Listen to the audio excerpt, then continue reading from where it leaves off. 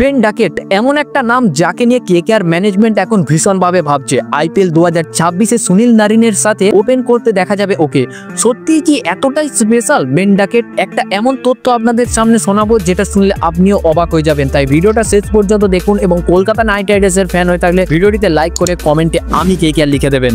IPL 2026-এর জন্য KKR team এখন থেকেই কিন্তু তাদের টিম গঠন করা শুরু করে ফেলেছে।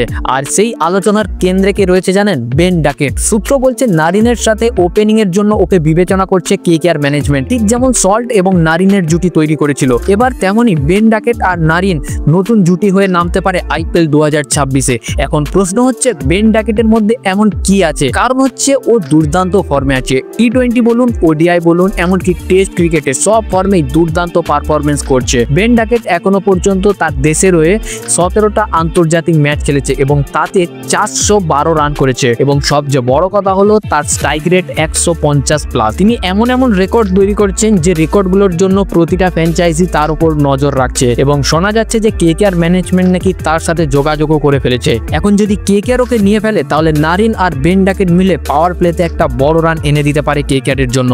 তবে একটা কথা মাথায় রাখতে হবে, 17টা ম্যাচ অবশ্যই খুব একটা বেশি ম্যাচ নয়। বেন ডাকেট এখনো পুরোপুরি নিজেকে প্রমাণ করে ফেলতে পারেনি, তবুও যেভাবে তিনি এখন খেলছেন সেই ফর্ম যদি আইপিএল এ ধরে রাখতে পারে তাহলে কেকেআর এর জন্য তিনি হতে পারেন একটা বড় অস্ত্র।